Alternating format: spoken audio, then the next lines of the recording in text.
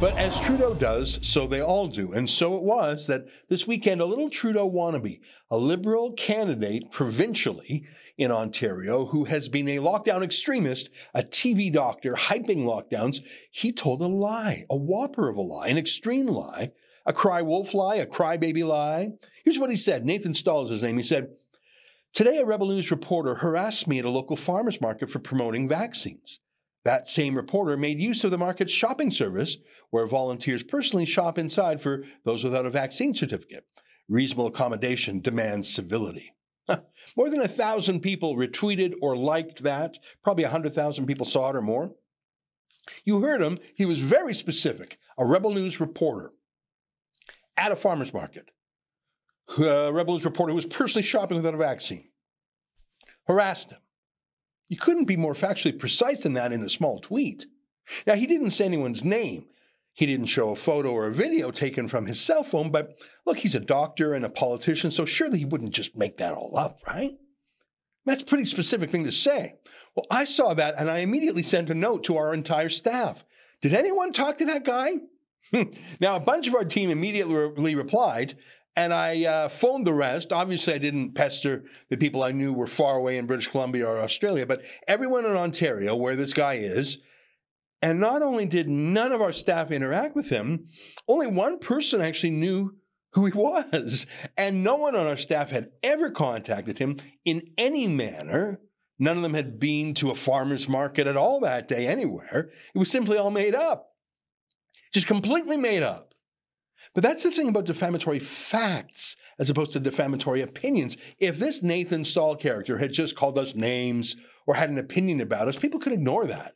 They could think he was reasonable or unreasonable. But frankly, an opinion, when you express it, says as much about you as the person you're expressing your opinion about the person about whom the opinion is spoken. Now, you could say, I hate Rebel News. I think they're terrible. Okay, fine, fair enough. That's your opinion. But he says specific facts.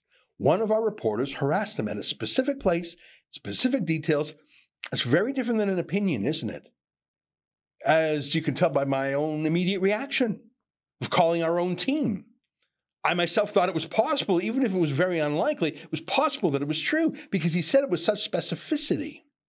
I was pretty sure he would be exaggerating no matter what, but I thought it could be true until I spoke with literally our whole team. I called him out on it on Twitter. This is what I said after I talked to everyone on our team. I said, this is a defamatory lie. It did not happen.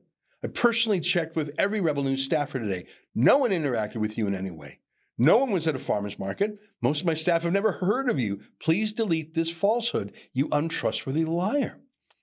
I was mad, so I said it again because he wasn't deleting it. I said, you wicked liar. I've just checked with every single Rebel News staff member. No one interacted with you today. No one went to a farmer's market. Most of my staff have no clue who you are. Retract your defamation and apologize, or we'll sue you on Monday morning. I went at it a bit, and here's what the little liar finally wrote in reply. He said, please speak with Rosemary Fry.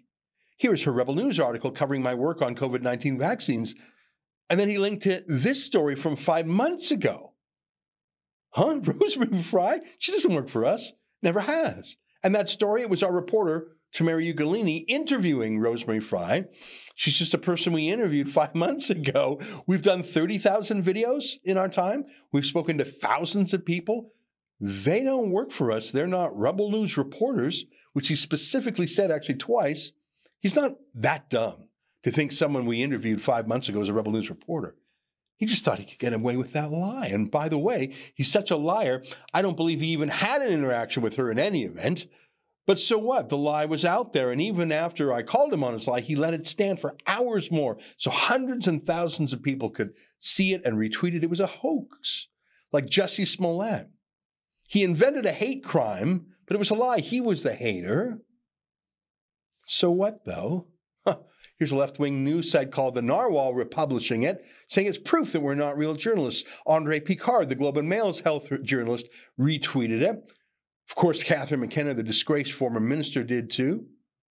Over 1,000 people liked, retweeted, and then finally a real lawyer, I guess, talked to him, and he panicked, and he just deleted it all. But with no correction, no retraction, no apology, the 100,000 plus people who read it simply read it, And that was it. They assume it was accurate because Stahl didn't correct himself. The defamation is done. The hate was published, and it's in the service of Trudeau's narrative. People are inciting violence against them or even committing violence against them or whatever harassing meant. They're lying. They're the violent ones. They're the threateners. They're the ones locking us all down. They're the ones using police to bully us, using colleges of physicians and surgeons to silence doctors. They're accusing their victims of what they themselves do. Our lawyer sent Stahl a demand letter telling him that if he doesn't, in fact, retract and apologize and put that on his Twitter account, we're going to see him in court. I'll let you know how that goes. By the way, look at this. The unvaccinated cherish their freedom to harm others. How can we ever forgive them? That was published in Canada's largest newspaper, the Toronto Star. If I were a woke leftist, I'd say that's intimidation or harassment or something, and the police ought to arrest them. But I'm not a leftist, so I'll just say it's a disgrace. And it's absolutely 100% at the feet of Justin Trudeau, who has telegraphed to the entire establishment that it's okay to hate those you disagree with on the pandemic. This will not end well. That's an excerpt from my daily show, The Ezra Levant Show. Every day I do a monologue on the news of the day, then I interview an interesting guest, and then I read my hate mail. You gotta subscribe. Go to rebelnews.com.